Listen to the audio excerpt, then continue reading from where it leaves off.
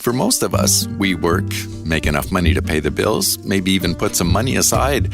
But for millions of people all over the world, even some countries, it's family members living abroad, expats, that they rely on to keep their lives, their economies afloat. There was one anecdote, still I remember. I was expecting money, and there was a registered letter that came in. When I went to the post office, instead of money, there was a picture of somebody's foot drawn with his pencil. A foot? A picture of a foot. And the guy actually was saying, could you please buy a pair of shoes and bring it? Because the shoes were not available in the village. And what I needed on the other side was really money. And I got instead, it felt like, getting hit by a pair of shoes. Yeah, exactly. Wow. My name is Dilip Ratha. I work in the World Bank as a lead economist for migration and remittances.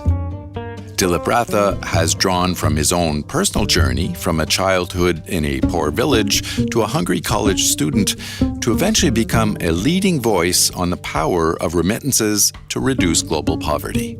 They are timely, they are large, they are stable, and that even better, they are countercyclical. Dilip Ratha's article, titled Resilient Remittances, is published in the September issue of Finance and Development magazine. He spoke to journalist Rhoda Metcalfe about his work. I came into remittances first from a finance angle. Prior to working on remittances, I was working on capital flows to developing countries. And prior to that, I was working in an investment bank. This is just to say that I was into hardcore, cutting-edge finance. And then Asian financial crisis happened. And then there was this search for financing for poor countries. I looked at remittances, the flow of money sent by migrants back home. The striking fact at that time in 2001, remittance flows were about 1.5 times the size of official development assistance, official aid. That was a moment of revelation in a way that you have all these small amounts of money sent by probably millions of migrants back home, and that amount was larger than official aid. And myself being also a person who sends money and realizing how important sending money or receiving money on the other side is for the recipient, it immediately struck a chord that these are not only large flows, these are flows that are directly targeted to the needs of the people. That's why the impact is so much more significant in terms of reducing poverty, in terms of providing funding for the right reasons. And in fact, when you look at countries that are impacted by also war and conflict, those are the countries where pretty much the only kinds of flows coming from outside are remittances. Take Somalia or Afghanistan.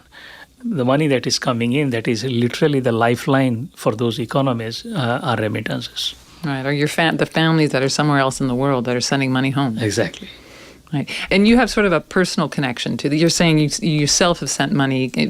What is your personal connection to the remittance experience? Well, for somebody who grew up in a village, early on, I was 16 when I had to leave to go to college. You leave where? In Orissa, in a small village it's called Odisha now. In India? In India. And from that village, which got electricity the first time when I was 9th grade. Wow. Before that, we didn't have electricity and there wasn't running water at that time. So there was only high school education there, which is where I studied. And after high school, I had to go to college. That was about 200 kilometers away. My father had to send me money. So I had the early experience of receiving money from my father. And after that, when I started working in Delhi, I had to send money home to my father and to my brother. So I started having experience from the other side as a sender of remittances. And then I came to the US and I was sending money throughout. So yes, I have had practical experience. In the early days, my father would go to the post office and give the rupees, Indian rupees, to the postmaster and sign a form and hand it over to him. And then 7 days, 10 days later, the mailman would bring it to my dorm in the college. One never really knew when the money would arrive, if at all. Right. There was one anecdote that still I remember. I was expecting money, and I was borrowing from friends to pay for my meals at that time. To tide you over. And there was a registered letter that came in. When I went to the post office, instead of money, there was a picture of somebody's foot who had drawn with his pencil. A foot. A picture of a foot. And the guy actually was saying, could you please buy a pair of shoes and bring it of this size? This was a person from the village. And so somebody from your village sent a picture of his foot so that you could get him some shoes. Yeah, because the shoes were not available in the village. And what I needed on the other side was really money. And I got instead, it felt like, getting hit by a pair of shoes. Yeah, exactly. Wow. So that phenomenon of sending money being so difficult, when it was international money transfer, it was even more difficult, because when I was in the US, first as a student and then as a World Bank employee sending money, I would literally send a check. Through the mail system. Through the mail system. And it would arrive on the other side in 10 days' time. Then my father would have to physically travel to the nearest town where there is a bank and deposit it there, and then go there every month and check with the bank. And some point, 6 weeks, 8 weeks, as much as 12 weeks later, he would receive some money. And at that time, it didn't seem odd, but the cost of sending money through the postal system is 5%. It still is 5% in India and in most countries in the world. And 5% to send money for poor people is a 5% tax that goes to the government. Of course, they're providing a service, but it is too much even now. But surely that has changed over time, no? Hasn't it? I mean, we have all of these digital means of sending money now with our cell phones. Surely that has improved. Globally, we monitor remittance prices worldwide, and the average cost of sending money to the developing countries is about 6%, slightly over 6%. Okay. To send money to Africa, it is still more than 8%. And within Africa is a little known fact that 2/3 of migrants, 70% of the international migrants within sub-Saharan Africa are migrating within sub-Saharan Africa to other countries. Neighboring countries. To the neighboring countries. And when they send money, they have to pay the foreign exchange conversion costs twice. First from, let's say, Kenyan shilling to the dollar. Right. From the dollar, maybe in Senegal, it would be to euro, and from euro to CFA franc. So at least twice they have to pay. Internally, within Africa, interregional remittances probably cost anywhere from 12 to 30%. Wow. And we don't know how long it takes. I was in Nairobi in June for the International Day of Family Remittances. There is now an International Day of Family Remittances announced by the UN, June 16. Oh. And I met a number of money transfer company executives. And they all say that the process has improved dramatically for intra-regional remittances as well. But they could not answer a simple question: how much does it cost? Right. They said it doesn't cost much, meaning that they don't charge too much. That's not enough, because the real charge is in the Foreign Exchange Commission. The reason the premium, the markup for currency conversion will remain high is because the banks that are involved in this process of changing money, they do make a substantial income from currency conversion. Yes.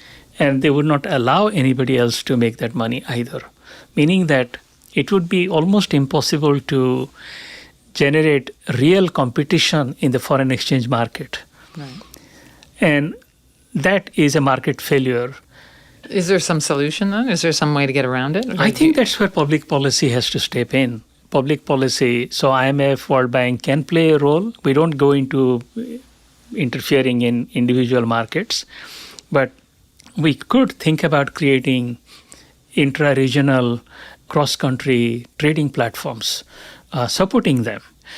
And we can actually work with governments to fix their exchange rate regimes. But to be able to do that, they have to have the right kind of macroeconomic policy environment as well. So there is a huge role for public policy. Right, right. I have the impression when I read your articles and listen to your talks about remittances that you feel that to a certain extent remittances are underappreciated. 20 years ago, or even I would say 10 years ago, remittances were considered errors and omissions or small change. And they were not properly measured. Because there were such small amounts. They were small amounts, they were difficult to track. And there was this unfortunate situation of, the September 11, 2001, those terrorist attacks. Oh, 9/11. 9/11. That put a stigma wrongly on remittances. How so? Those guys, the terrorists, were receiving money. You have billions of transactions, and then probably, a handful, 100 transactions, maybe 1,000 transactions in a year have some kind of illegality associated with them. And then the entire legal structure in the world, led by the richer countries, goes after the millions of small transactions. So there is this anti-money laundering and the countering of the financing of terrorism regulations, AML, CFT regulations. That came in after 9/11. That came in after 9/11. And they, in fact, became more and more stringent, even as the size and developmental impact of remittances was recognized more and more. But I'm doing a paper as we speak on long-term shifts in capital flows to developing countries. Right. And the striking message coming out is even a surprise to me, someone who monitors these flows all the time, is that compared to 10 years ago, capital flows to developing countries are down by 56%, significantly down. Right. In that period, remittances have more than doubled. And I cannot imagine a scenario for the next 20 years that remittances would ever come down. In 2022, remittances were $647 billion as flowing to low and middle income countries. Right. Foreign direct investment flowing from all the multinational companies in the world was less than that. Right. But I also wondered whether or not host countries where migrants live, are they necessarily motivated to make it easier for migrants to send money back home? Because in a sense, the easier it is to send money back home, the more you are encouraging people to come, to migrate, and to start working there. And not every country necessarily wants to encourage more migration. That is absolutely correct. And in fact, some countries have also started thinking about taxing remittances. So this is very much on the cards. Now, this is where one has to separate the migration phenomenon from the remittance phenomenon. Most of the migrants are economic migrants who have migrated to take up a job. They wouldn't be there for too long in the destination if there wasn't any demand for it. Right. Households as well as small businesses as well as large businesses, they all hire the doctors and nurses and housekeepers and the gardeners. Migrants are doing all kinds of things, especially the dirty and dangerous jobs and highly skilled jobs. That's where migrants are there. So without migration, the family or the business employer, they would have to pay a higher price or forego that service. They would not have that service. So maybe the working parents, they're not able to go to work because there is no child care. Sure. Once we recognize that, the value of migration, that it is a win-win, then the next question is, should we allow remittances or not? And the answer is very simple. These guys worked for you. You paid them. You can't then say that, they have already paid their taxes, whatever is necessary for them to pay. You can't then say that they can't send money home. Sure. You cannot tax them twice or 3 times or 4 times. So in that sense, this is a flawed logic that facilitating remittances somehow also encourages more migration. I think in that picture, what is really not understood by people is migration is painful. You don't do that just like, it's not a fun thing to do. People don't want to leave home. You don't want to leave home. You don't want to leave your family and friends back home, your language, your culture, your weather, whatever it is. That's why 97% of the world's population, 285 million out of 8.4 billion or something people, only 3% migrated, 97% don't migrate. I mean, do you espouse the idea that countries should allow more immigration as a means, or at least allow more migrant workers to be part of their economy as a substitute for foreign aid in a way, as a substitute for trying to put money into countries from the outside? I wouldn't put it as a substitute. Foreign aid is meant for addressing market failures, for addressing climate change and other global public goods or public challenges. You can't expect migrants to build roads back home. You can't expect migrants to put utilities back home, improve hospitals or schools.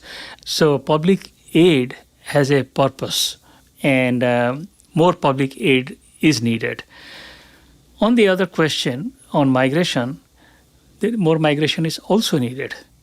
The average income pre-COVID of the high-income countries was $35,000 plus per capita income. The average per capita income in low-income countries pre-COVID was $700. It's a difference of 1 to 54. So what we see now, all those people trying to cross the seas, the Mediterranean and the Darien Gap here, that pressure is going to multiply. So we have a problem. I think migration is a more pressing challenge that we have not been focusing on. So in all this dark scenario, remittances are a bright spot. They're a great way of sharing prosperity between places. People move and then they send money home, and it really helps everyone. Do you feel that the remittances that you have paid back to your own homeland, has it borne fruit? Absolutely. I have a brother with 2 PhDs. I have a sister with another PhD. I provided the help, and they had the willingness to use that help to translate that into something meaningful. So they are gainfully employed. So I had some impact. Clearly, I can see that. And increasingly, now that we are not sending money to support families back home, all of us send money for charitable purposes, to support a school, support some kind of a community hall. People come to us all the time for request for help, like somebody has a health condition, a surgery has to be done. So because we are able, we can support. Right. There is a flip side of creating dependence. That also is a risk. But overall, I think, it has benefited a lot of people and my community back home. Yeah. Great. Well, Dilip Ratha, I thank you so much for giving a lot of your time to us to understand better this very important issue of remittances. And thank you for coming on the podcast today. Thank you very much for having me.